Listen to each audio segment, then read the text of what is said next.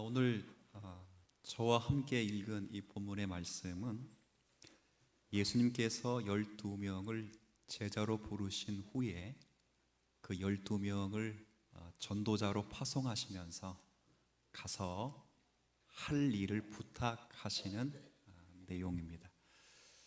우리가 읽어본 내용을 쭉 보시면 먼저 12명을 제자 혹은 사도로 부르시고 그 다음에 제자로 부름받은 그 12명을 둘씩 그리고 둘씩 짝을 지어서 내보냅니다. 그러고 보내시면서 그냥 보내지 아니하시고 그들에게 더러운 귀신을 제어할 수 있는 권능과 그리고 약한 자, 병든 자를 고칠 수 있는 권능을 더불어 주십니다. 그리고 마지막으로 전도자로서 명심해야 될 몇 가지 사항들을 당부하시면서 이를테면 여행을 위하여 많이 가지지 말아라. 너희를 영접하거든 그 집에 들어가서 복음을 전하고 그렇지 않으면 발 아래의 먼지를 떨어버려서 너희를 거절하면 제3의 기회가 없다는 것을 분명한 증거로 삼아라 하시고 저들을 파송하시는 것이 오늘 우리가 읽은 본문의 내용입니다. 그런데 오늘 이 본문을 우리가 주의해서 봐야 할 것은 다름 아니라 이 12제자를 세우시고 파송하시는 것이 무엇과 그리고 심지어 어느 것과 연결되어 있는가를 생각하셔야 됩니다. 왜냐하면 마가가 그렇게 기록하고 있기 때문에 그렇습니다. 그것은 다름이 아니라 지금 예수님께서 12제자를 파송하시는 것이 우리가 읽었던 그 앞에 있는 말씀의 연속이라는 거예요. 지난주 1절부터 6절을 살폈고 오늘은 7절부터 13절을 살폈는데 앞에 구절에도 끼어있지 않고 오늘 읽게 되는 구절에도 끼어있지 않는 틈새 구절이 있습니다. 마가복음에 처음 있는 구절이거든요. 자, 한번 읽어보시겠어요? 어딘지? 시작. 이에 모든 촌에 두루 다니시며 가르치셨. 누가 그렇게 하셨겠어요? 예수님께서. 앞에 지난주 살핀 것에 마가는 결론식으로 말하고 그리고 지금 살펴볼 말씀의 서론격으로 그 중간에 앞문단과 뒷문단을 연결하는 구조입니다. 마가만 이렇게 기록해. 마가만. 그렇다면 앞에 말씀이 이에 모든 촌에 두루 다니시며 가르치시더라 했던 이 말씀처럼 예수님께서 12제자를 보내시는 것은 이 일을 더 많게 하기 위해서라는 것을 우리가 충분히 가늠할 수 있습니다. 더러운 귀신을 제어하는 권능과 그리고 병자를 고치시는 권능을 더불어 주신 것은 말하자면 제자들로 하여금 더 많은 사람에게 이 혜택을 주시고 더 많은 사람들을 만나게 하기 위한 것임을 확인할 수 있는 본문입니다. 그래서 우리가 이 말씀으로 확인해야 될 것은 다른 것이 아니라 이 구조 속에서 확인해야 될 것은 신자들, 즉 예수 그리스도를 믿는다고 고백하는 저와 여러분들이 스스로 자신의 신자된 책임이 무엇이냐 할 때에 다름 아니라 예수께서 제자들을 보내신 것과 같이 우리가 보냄을 받았다라고 하는 것을 인식하는 것입니다. 예수께서 제자를 보내신 것과 같이 우리도 이 세상에 보내심을 받고 있다. 뭐 하기 위해서 더 많은 사람에게 이 혜택이 주어지도록 보내심을 받고 있다는 것을 인식하는 것, 그것이 신자된 자의 분명한 인식의 내용이어야 합니다. 우리는 세상으로 보냄을 받았습니다. 예수께서 말씀하신 것처럼 우리는 세상의 소금이요 세상의 빛입니다. 보냄을 받은 것입니다. 이 보냄을 받았다고 하는 분명한 인식이 우리의 내적 소명으로 확인되어야 합니다. 자, 그러면 제가 방금 전에 말씀을 드렸듯이 왜 보내셨는가 그럴 때 앞에 본문의 결론이기도 하고 오늘 시작하는 본문의 서론이기도 한 그 중간 다시 한번 읽어주시겠어요? 시작. 가르치시다 하신 말씀처럼 제자들을 보내신 근본적인 목적은 하나님의 복이 예수로 말미암아 이 세상에 주어졌다 하는 것을 세상 앞에 더 많이, 더 넓게 드러내야 하기 때문입니다. 하나님께서 예수 그리스도를 보내신 것은 복을 주시기 위함입니다. 이는 하나님께서 이 세상에 예수를 보내신 그 이유에서 분명해집니다. 우리가 잘 암송하시는 말씀 가운데 주일학교만 졸업하면 다른 건 다 잊어먹어도 이 말씀은 꼭 알아요. 어느 구절인지까지 아시죠, 여러분들은? 요한복음, 그렇죠. 뭐 암송해 볼까요? 시작. 암송을 하랬더니 이제 책법을 이는 저를 믿는 자마다 멸망치 않고. 근데 혹 17절은 아십니까? 17절 이렇게 기록되어 있습니다. 암송하신 분도 계실 텐데 앞에 보시고 함께 고백합니다. 17절 시작.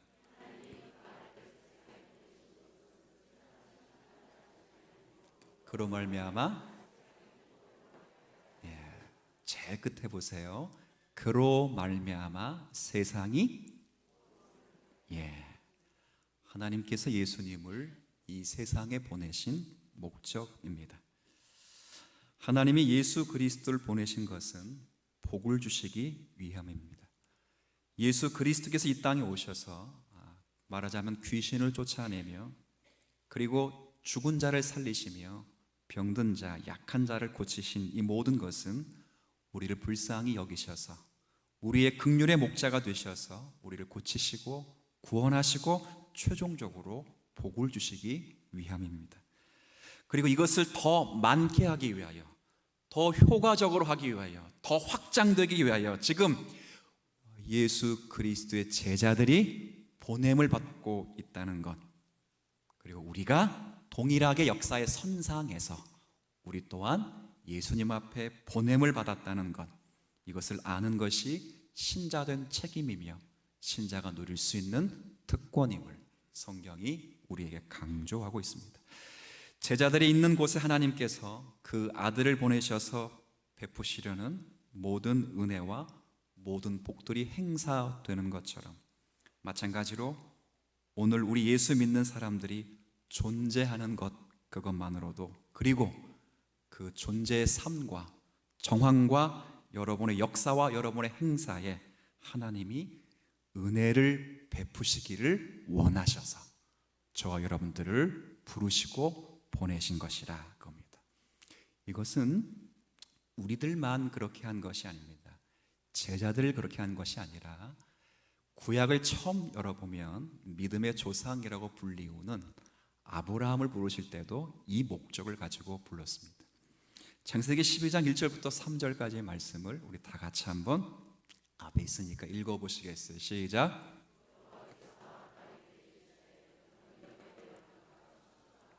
아버지의 집을 떠나 내가 내게 보여줄 땅으로 가라. 내가 너로 큰 민족을 이루고 내게 복을 주어 내 이름을 창대하게 하리니 너는 복이 될지라. 너를 축복하는 자에게는 내가 복을 내리고 너를 저주하는 자에게는 내가 저주하리니 땅의 모든 족속이 너로 말미암아 복을 얻을 것이라 하는지라. 아브라함을 부르신 목적도 맨 마지막에 있는 것처럼 모든 족속이 너로 말미암아 복을 얻게 하려 함이라, 이것입니다. 이 말씀이 아브라함을 부르신 이유입니다. 아브라함을 불러서 뭘 하려고 하시냐면 모든 족속으로 복을 얻게 하려고 아브라함을 부른 것입니다. 그를 복의 근원으로 삼아 그를 보는 모든 자가 그가 받은 복에 동참케 하시기 위함입니다. 아브라함만 복되게 하고 아브라함만 위인으로 삼자는 것이 결코 아닙니다. 아브라함을 보고 축복하는 자가 생기도록 한 것입니다. 당신 참 복이 있다. 당신과 함께하는 하나님, 그 복이 당신에게 있다라고 알게 하여 모든 사람들로 하여금 아브라함이 받은 복에 동참할 수 있도록 아브라함의 생애를 부른 것입니다. 아브라함이 거기 있으므로 그의 생애와 그리고 그의 존재에 하나님의 살아계심이, 그리고 아브라함의 생애를 통해서 자기 백성에게 복 주심이 전파되는 것처럼, 그래서 아브라함이 존재하고 살고 행하는 모든 일에 하나님의 일하심이 언제나 성실하게 펼쳐지고, 그를 통해서 하나님이 어떤 분이신지 그 은혜를 알게 하셨던 것처럼, 여러분의 예수 믿는 자의 큰 복이 무엇인가? 예수를 믿는 자의 책임이 뭐냐 하면, 우리가 존재함으로써 그리고 그 자리에 신앙인으로 삶으로써 여러분의 삶의 정황과 역사와 존재에 하나님의 은혜와 찾아오심과 하나님을 알게 하는 일이 일어나는 것입니다. 우리는 그런 의미에서 한번 같이 고백할까요? 나는 세상에 보냄받은 제자다. 왜 보내셨다고요?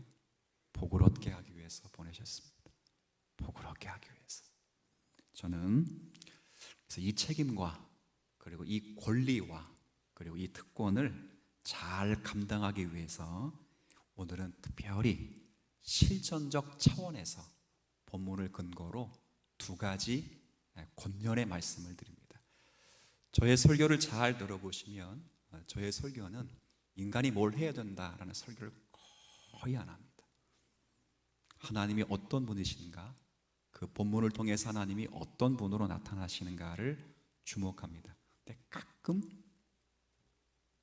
제가 본문을 따라 이렇게 하십시오라고 설교할 때가 있습니다. 1년에 한 번 혹은 두 번.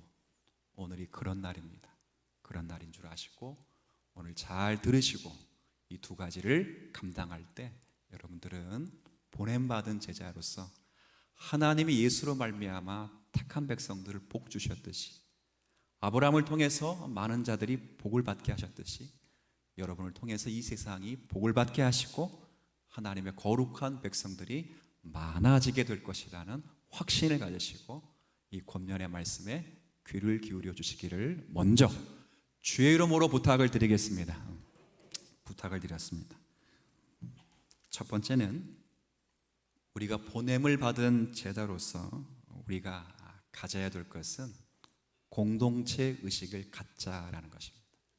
한번 고백해 볼까요? 공동체 의식을 갖자. 오늘 말씀에서 우리는 예수님께서 그 사도들을 몇 명씩 쪼개서 보내셨다고요? 둘씩 보내신 방법에 대해서 주목해 볼 필요가 있습니다. 우리가 한번 읽었던 말씀인데요, 7절 전반부만 제가 읽겠습니다. 12 제자를 부르사 둘씩 보내시며. 지금 이 내용이 마태복음에는 더 길게 기록되어 있습니다. 누가복음에도 있습니다. 공관복음이라고 부르는 마태, 마가, 누가복음에 예수께서 제자를 부르시고 파송하시면서 가서 할 일을 부탁하시는 내용이 다 기록되어 있습니다. 마가복음의 특징은 그 가운데 가장 짧고 간결하게 기록하는 방식입니다. 그럼 모든 것을 약술해서 기록합니다. 그런데 놀랍게 마가복음에는 마태가 기록하지 않았던 관심, 누가가 기록하지 않았던 관심이 있습니다. 이게 뭐냐? 다른 복음서에는 12 제자를 보내시며 라고 되어 있습니다. 근데 여기서만 몇 명이 보냈다고, 어떻게 보냈다고요? 둘씩 보냈다라고 되어 있습니다. 왜 그렇게 보내셨을까요? 마가가 강조하고 있는 부분입니다. 왜 그렇게 보냈을까? 19세기의 청교도 목회자였던 찰스 스펄전 목사님과 영국의 당대 쌍두마차하고 굉장히 목회 사역을 잘 감당하셨던 존 라일이라는 목사님이 이 본문을 주의하면서 이렇게 말씀을 하신 것을 제가 기억하고 있습니다. 왜 둘씩 보내는가? 이 사실은 의심할 바 없이 그리스도를 위하여 일하는 모든 사람들에게 동료가 있다는 것이 얼마나 유리한가를 가르쳐 주시는 것이라 하겠다, 이렇게 표현했습니다. 저는 이것이 이 세상에 복을 주는 일에 부름을 받은 제자들이 가장 먼저 가져야 될 단계라, 이렇게 생각이 됩니다. 둘은 격려를 나누는 공동체의 최소단입니다. 우리나라 속담에 그런 속담이 있잖아요. 다 아시죠? 백지장도 맞들면 낫다. 근데 제가 목사니까 속담보다는 성경의 예를 들어드리죠. 전도서의 말씀을 보면 이런 말씀이 있습니다.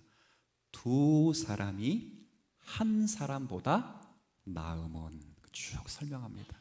왜 나오는지 하나만 이야기할까요? 한 사람이 넘어질 때 다른 사람이 일으켜 세워주고 격려하면서 살 수 있기 때문이라 라고 말합니다. 이렇게 생각해 봅시다. 만약 이제 약간 비유가 적절치 않을 수 있습니다만, 여러분이 혼자 나가서 전도를 한다라고 생각을 좀 해보십시오. 쉽지 않을 겁니다. 하다 보면 어려움을 느낍니다. 그렇죠. 그러다가 지치면 그냥 몰래 집에 들어갈 수도 있습니다. 혼자니까. 부끄럽기도 하고 무섭기도 하고 외롭기도 합니다. 저의 경우에도 그럴 수도 있겠습니다. 그런데 두 사람이 함께 묶여서 전도를 하게 되면 어떻습니까? 저의 경우는 든든합니다. 힘이 납니다. 그리고 무엇보다도 창피하지가 않습니다. 누가 뭐라 해도 이겨낼 수가 있습니다. 그러므로도 인간에게는 공동체가 필요합니다. 그러하기에 저는 우리 교회가 이런 격려의 공동체가 될 것을 기대하고 있습니다. 오늘날 그리스도인다운 신앙생활을 저해하는 장애물들이 참 많습니다. 그 중에 하나가 이 시대의 정신이라고 저는 꼽습니다. 이 시대의 정신 중 하나가 철저한 개인주의인데요. 헤르만 리덜보스라고 하는 개혁파 신약 신학자, 저도 이분의 글을 굉장히 잘 보고 있습니다. 이분이 현대 사회에 만연한 포스트 모더니즘을 경계하면서 이 사회의 특징을 세 가지로 꼽았습니다. 첫 번째는 개인주의, 그리고 두 번째는 반권위주의, 그리고 세 번째는 세속화를 꼽았습니다.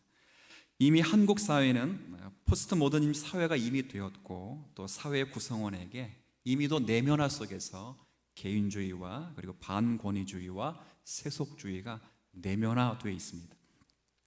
이와 같은 내용들은 우리가 잘 알듯이 특별히 개인주의를 제가 이야기하는 거니까 우리가 유행처럼 번지고 있는 것처럼 남들이 어떤 피해와 고통을 당하는지 자신만 아니면 상관없다는 그런 말인 나만 아니면 돼 라는 것이 유행되고 있는 작금의 시대이기도 합니다. 이와 같은 어떤 유행은 또 개인적인 삶의 태도를 적시하면서 잘 보여줍니다. 그래서 종교도 개인적인 사적 영역으로만 치부하고 있는 것이 지금의 현실이기도 합니다. 하지만 교회는 개인주의를 철저하게 저항합니다.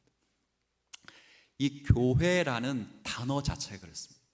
신약에서 교회라를 번역할 때 에클레시아라고 번역을 했는데, 이 에클레시아는 원래 종교적인 용어가 아닙니다.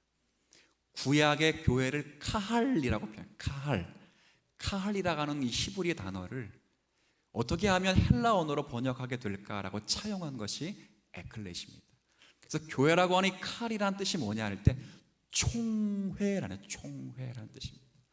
하나님의 백성의 전체의 수를 교회라 이렇게 불렀습니다. 그런 의미에서 교회라는 단어가 구약에 쓰여질 때는 언제나 그 모임에는 언약적 의미가 담겨 있습니다. 하나님과의 약속, 그 약속을 전제로 하는 모든 백성들과의 공의와 정의에 관한 약속들이 전제된 언약적 표현이 교회의 표현입니다. 그런 의미에서 교회는 말 자체, 단어가 갖는 개념에서 개인주의를 배격하고 공동체의 성격을 갖습니다. 신약에서는 그렇기 때문에 교회를 그리스도의 몸이라고 번역을 했죠. 누군가는 코가 될 수 있습니다. 누군가는 눈이 될 수 있고, 누군가는 귀가 될 수 있고, 입이 될 수 있습니다. 그러나 다 같이 하나의 몸으로 연결되어 있습니다. 그렇게 번역을 했습니다. 여러분, 예수님의 지상 대명령 잘 아시죠? 그렇죠? 첫 번째 부분이 뭐죠? 그러므로 너희는 가서입니다. 너는 가서가 아닙니다. 너희는 가서입니다. 공동체 의식이 있어야 해야 돼요. 그런데 이 공동체 의식을 갖기가 어려운 시대를 살고 있고, 시대의 영향을 받은 탓에 우리는 개인으로 살아가면서 이 개인으로 살게 되면서 소통이 어렵게 되고 마음이 통하지 않는 그런 시대를 저희가 살고 있습니다. 한때 사람들 가운데 유행했던 유머 하나가 있습니다. 그 시리즈인데요. 혹시 사오정 시리즈라고 들어보셨습니까? 제가 여러분에게 뭘 말씀드리겠습니까? 여러분에겐 성경만 말씀드려야지 이해되시죠? 그죠? 가끔은 드라마도 보시고 가끔은 영화도 보십시오. 이 사오정 시리즈라는 이 유머가 있는데 이 영화, 이 유머를 보면 유머면 웃어야 되지 않습니까? 근데 이 유머는 아무리 해도 안 웃깁니다. 웃으려고 해도 웃기지 않고 심지어는 그 유머 자체가 무슨 말을 하는지 도통 모르겠습니다. 이해도 안 됩니다. 그런데 한 가지 확실한 것은 이 사오정이 현대인의 모습을 가장 잘 상징하고 있다는 것을 가지고 유머를 만들었습니다. 그러니까 사오정은 현대인의 모습이라는 거죠. 하나 유머를 그 시리즈 가운데 하나를 들어드리겠습니다. 들어보세요. 사오정의 집에 강도가 들어왔습니다. 혹시 들어보신 분도 있을 수 있어요. 그 강도가 사오정에게 칼을 들이대며 이렇게 말했습니다. 야, 손오공은 어디 있어? 그랬더니 사오정이 집에 있어요. 강도가 깜짝 놀랐습니다. 누가 있다고 하니까 큰일 났죠. 그러니까 이렇게 묻습니다. 야, 그러면 삼장법사는 어디 있어? 사오정이 대답합니다. 집에 있다니까요. 이 강도가 더 놀랐습니다. 손오공을 제압할 수 있는 사람은 딱 전 세계에 누구밖에 없지요? 삼장법사밖에 없는데 걔가 집에 있다면 더 놀랐습니다. 그래서 마지막에 물어봅니다. 야, 그럼 저팔계는 어디 있어? 사오정이 뭐라 그랬게요? 그럼 웃지요. 저는 사오정이란 말이에요. 여러분 왜 야, 이해가 되셨습니까? 이 유머가 이해가 잘 안 되죠. 이해가 안 됩니다. 그럼 한 가지 분명한 것은 지금 사오정은 손오공에 관심이 없습니다. 삼장법사에 관심이 없습니다. 저팔계에 관심이 없습니다. 손오공의 관심은 오직 누구에게만 있지요? 자기에게만 있어서 서로 마음이 통하지 않습니다. 강도가 이야기하는 문법과 이해와 사오정이 이해하고 있는 문법과 답이 전혀 다릅니다. 마음이 통하지 않습니다.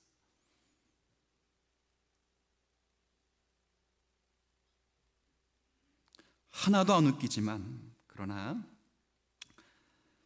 이 시리즈의 핵심은 서로 소통이 안 된다. 개인주의 한 결과람을 비평하기 위해서 만화가와 작가가 만들어낸 유머 시리즈입니다. 그래서 공동체 안에서 서로 다른 생각을 한다는 거지요. 서로 얘기가 다르다는 것입니다. 마음이 통하지를 않는다는 것입니다. 똑같은 비극이 교회 안에서 일어날 수 있습니다. 교회에 와서 우리는 예배를 드리고 갑니다. 그러나 통하지 않습니다. 만남이 없습니다. 대화의 접촉점이 없습니다. 우리는 예배 드리고선 흩어져 버립니다. 여러분, 이런 교회가 어떻게 세상에 복을 줄 수 있겠습니까? 주님이 의도하신 교회는 인생의 기쁨과 슬픔을 함께 나누고 삶의 역경과 삶의 환희를 함께 나누면서 실패의 상처를 함께 나누는 중에 서로 위로하고 격려하는 그런 공동체입니다. 물론 교회 안에 깊이 들어가 보면 마음이 안 되는 사람이 있을 수 있습니다. 하지만 교회라는 공동체 안에서 그들을 용납하고 용서하는 것을 배웁니다. 그래서 우리는 용서하는 공동체가 되고 사랑하는 공동체가 되어갑니다. 이 사랑과 용서를 배우면서 우리는 이 사랑과 용서를 모르는 이 세상 앞에서 이렇게 외치게 됩니다. 당신에게도 이런 용서가 필요하지 않습니까? 당신에게도 이런 사랑이 필요하지 않습니까? 하나님은 바로 이런 공동체를 통해서 세상에서 당신의 복을 주시기를 기뻐하십니다. 여러분들은 교회 생활을 어떻게 하고 계십니까? 특히 현대 지식인일수록 이렇게 교회 생활을 하는 사람들이 많습니다. 교회 생활을 제일 잘하는 방법, 그것은 주일 아침 예배만 나오고 목사님 축도 끝나기 무섭게 바람과 함께 사라지는 것이다. 바람과 함께 사라지는 교우들. 교회에 깊이 들어가면 머리가 아프다, 골치 아프다 이거죠. 그것이 오늘날 교회 생활을 하고 있는 많은 사람들을 지배하고 있는 생각입니다. 그러나 그래서 사람들은 교회에 등록하지 않죠. 그러나 이런 사람들이 결코 경험할 수 없는 두 가지가 있습니다. 하나는 주님께서 효율적으로 그런 사람을 쓰시지를 않습니다. 그리고 또 하나는 사람과 어울리는 역동적인 공동체 속에서 서로의 관계를 회복하고 상처를 치료하고 서로를 위로하고 용서해 주는 가운데 경험되어지는 경험들을 못합니다. 바꿔 말하면 진정한 영적인 성숙이 일어나지를 않습니다. 진정한 영적 성숙을 기대할 수 없습니다. 그러므로 우리는 주님의 제자 노릇을 잘 감당하기 위해서 공동체 의식을 가져야 합니다. 제대로 된 교인이 되어 주십시오. 교회를 등록하시고 같이 모여 앉아서 여러분의 인생과 여러분의 슬픔과 좌절을 함께 나누십시오. 비판하지 말고 서로 끌어안고 용서하고 세워주십시오. 교회의 소그룹과 같은 여러 가지 공동체에도 소속되어 주십시오. 성경 공부 그룹도 참여하고 같은 나이 또래의 사람들과 함께 만나서 울고 웃고 인생의 슬픔과 애원을 나누면서 그 안에서 우리를 치료하시는 그리스도를 경험하십시오. 그리고 우리를 성숙시키시는 그리스도를 경험하십시오. 그 세상에 나가 이렇게 외치십시오. 이 그리스도가 우리의 소망이십니다. 이 그리스도가 우리의 유일한 구원이십니다. 교회 안에서 좋은 교인이 되어서 제자리를 찾는 그런 성도들이 되시기를 먼저 주님의 이름으로 부탁을 드리겠습니다. 두 번째, 고면의 말씀을 보냄을 받은 제자는 두 번째는 하나님을 철저하게 신뢰할 줄 알아야 합니다. 오늘 우리가 읽었던 말씀 8절을 한번 여러분이 좀 읽어주시겠어요? 8절 읽어주십시오. 시작.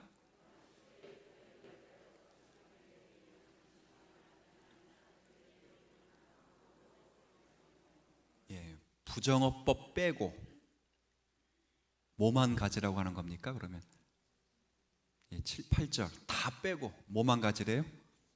지팡이만 가지랍니다. 이해되셨어요? 9절 여러분 읽어주시겠어요? 시작. 다 빼고 뭐만 가지라고 하는 겁니까? 그러면 8절과 9절은 무엇과 무엇 딱 두 가지만 가지랍니다. 하나는 신발 두 가지입니다. 제가 그래도 우리 장로님들이 예루살렘 또 터키 그리스를 보내주셔가지고 굉장히 유익했습니다. 그 유익한 것 가운데 오늘 본문을 잘 이해할 수 있는 만한 유익함이 제게 있습니다. 이 팔레스타인 지역을 잘 알면 이 본문이 굉장히 쉽게 이해가 됩니다. 이 예루살렘, 우리는 말만 예루살렘 그러는데 예루살렘에 실제 가보면 예루살렘은 해발 750m에 세워진 언덕 위에 건설된 도시입니다. 여러분 놀라지도 않는. 내가 뭐 그럴 줄은 알았습니다. 여러분 설해산이 해발 몇 미터인지 아십니까? 여기 앞에 있는 거. 그래도 아시네. 거기 다녀오신 분은 아시죠? 그죠? 거기 300m가 채 안 됩니다. 2배 반 높이에 세워진 건 굉장히 높습니다. 그런데 거기서 차를 타고 30분을 내려가면 바다가 하나 나옵니다. 바다. 사해바다가 사해바다. 여기는 전 지구에서 가장 낮은 지역입니다. 해발 몇 미터일까요? 해발 마이너스 400m입니다. 바다 400m를 들어가는, 요거는 좀 놀라시네요. 역시 마이너스가 좀 낮다 이거죠, 여러분. 알겠습니다. 그래서 자연스럽게 언덕 위에 높은 예루살렘과 사해 낮은 지역에 사막이 형성되어 있습니다. 급하게 세워진 사막이. 여기 사는 사람은 여기서 쭉 이곳을 오르락 내리락 하며 삽니다. 얼마나 위험하겠습니까? 그래서 이 높은 사막지대를 올라가고 내려가려면 반드시 두 가지가 필수품으로 있어야 됩니다. 첫 번째는 지팡이가 있어야 됩니다. 두 번째는 주님 말씀하십니다. 꼭 필요한 두 가지만 가져가라. 제자들이 묻지요. 돈은요? 먹을 거는요? 마실 거는요? 주님 뭐라 말씀하신 겁니까? 내가 책임져 줄 것이다. 그렇게 말씀하시는 거예요. 주님, 나머지는 어떻게 합니까? 나를 믿어라. 나를 의지해라. 네가 정말 내가 기뻐하는 일을 한다면 내가 너를 그대로 이대로 놓아두겠느냐라는 말씀이에요. 지금 사도들에게 필요한 것은 철저하게 하나님을 의지하는 삶입니다. 그리고 하나님을 의지하는 그 삶 가운데 주님은 정말 걱정하지 말라라고 말씀하십니다. 주님이 그렇게 하십니다. 주님이 책임져 주십니다. 제가 가끔 외롭고 힘들 때마다 제가 이 교회에 부임할 당시를 가끔 제가 마음속에 떠올립니다. 굉장히 큰 저에게는 일이었기 때문에, 여러분도 몇 번 들으셨기 때문에 아마 귀에 딱지가 앉을 수도 있습니다. 제가 이 교회 부임할 당시의 나이가 40이 채 되지 못했습니다. 그럼 뭘 알겠습니까? 40도 안 된 놈이 뭘 알겠습니까? 제가 봐도 지금도 모르는데 그때는 더 몰랐겠죠. 제가 예배 때마다 머리를 푹 속이고 기도했습니다. 하나님, 제발 이 교회를 살려주세요. 살려주세요. 주님의 교회이니까 주님이 책임져 주시리라 믿습니다. 두 번째는 주님, 제발 망신당하지 않게 해주세요. 이렇게 기도했어요.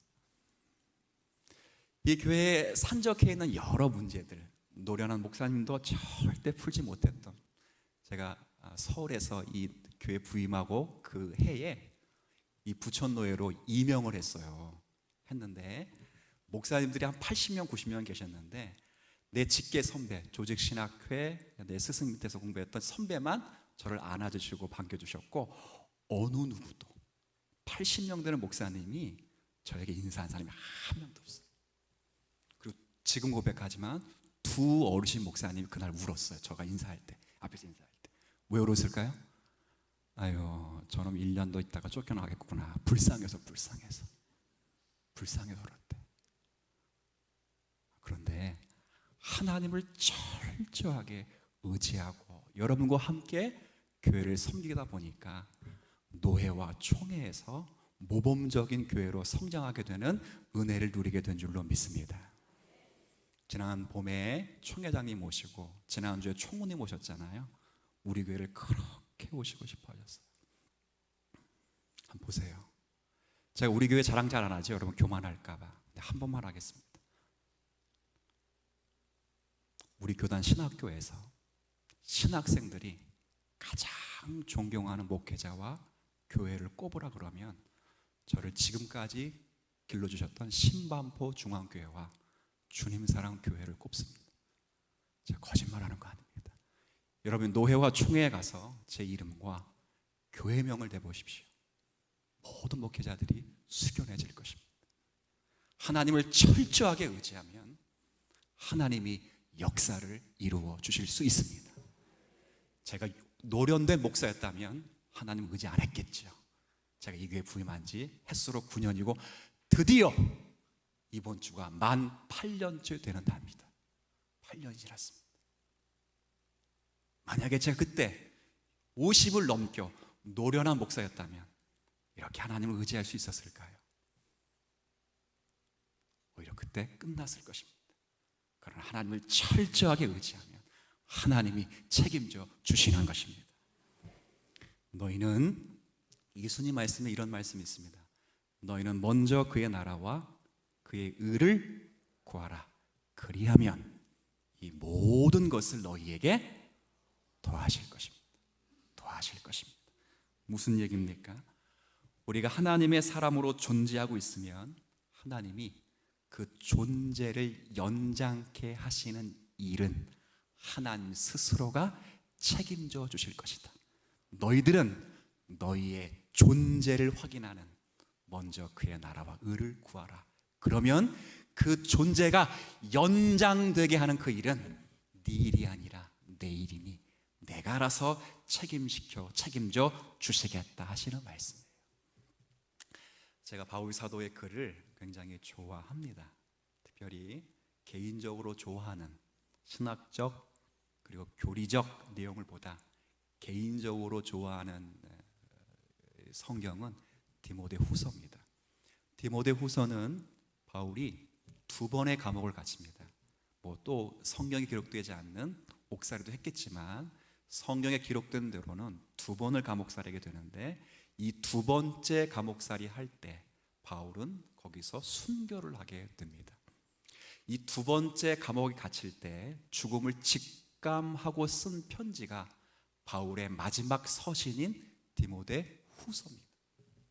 그래서 여기는 유언 같은 내용이 많이 기록되어 있고 자신을 대신하여 목회를 감당해야 될 젊은 목사이신 디모데에게 교훈 같은 말씀을 썼습니다.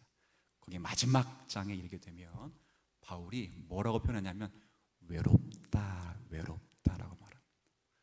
뭐라고 말한다고요? 외롭다. 너무 충격이었습니다. 대사도가 죽음을 직면한 그 앞에서 바울이 말했던 신앙의 고백이 나 정말 외롭다. 왜 외로운가 쭉 씁니다. 다 자기를 떠났답니다. 그렇지요. 제자들도 알지요. 바울이 곧 죽게 될 것이다. 본인도 그와 함께 있으면 곧 고난과 역경을 받게 될 것이니 다 도망을 갔습니다. 물론 사역의 핑계를 대고 떠난 사람도 있습니다. 그러나 바울이 외롭게 느꼈는 것은 그런 사람 때문이 아니라 더 많은 절대 다수의 사람이 세상을 사랑해서 떠났고 무서워서 떠났습니다. 바울의 설교와 바울의 복음을 듣고 변화를 받았다고 생각했던 그 사람들이 다 떠났습니다. 그때 바울이 디모데후서 4장 16절 17절에 이런 고백을 하는 것이 인상 깊습니다. 이제 나와 함께한 자가 하나도 없고 다 나를 버렸으나 쉼표 콤마 그리고 주께서 내 곁에 서서 이런 표현이 있어요. 다 버렸대요. 근데 끝까지 그를 버리지 않는 분이 딱 한 사람이 있는데 한 분이 계시는데 그분이 누구시라고요? 그를 불렀던 예수 그리스도. 사람들은 다 떠났습니다.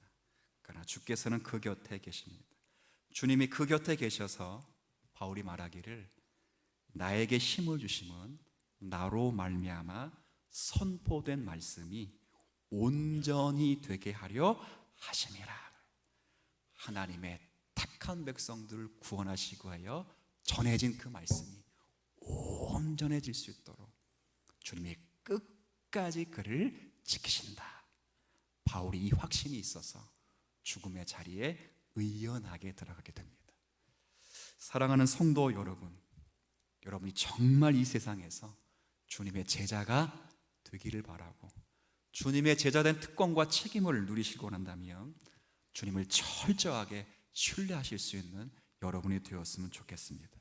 그러면 우리가 살고 있는 시대와 우리가 몸담고 사는 사회에서 하나님이 베푸신 은혜와 긍휼을 우리가 맞게 될 것입니다. 다시 간곡히 부탁드립니다. 우리는 보냄을 받은 자들입니다. 이 사역을 잘 감당하시기 위해서 공동체의 좋은 교우가 되어주십시오. 그리고 철저히 그 비전을 공유하시고 하나님을 철저하게 의지하시고 신뢰하십시오. 그리고 나가서 세상 속에서 하나님의 사람으로 존재하십시오. 여러분의 삶에 맡겨진 모든 일들에 대하여 하나님을 섬기는 자세로 살아가십시오. 그럴 때 여러분을 축복하는 자를 하나님이 축복할 것이고 여러분을 저주하는 자를 하나님이 저주할 것입니다. 이 복을 감당하기 위하여 우리의 책임을 믿음으로 감당할 수 있는 오늘의 말씀이 되었으면 좋겠습니다.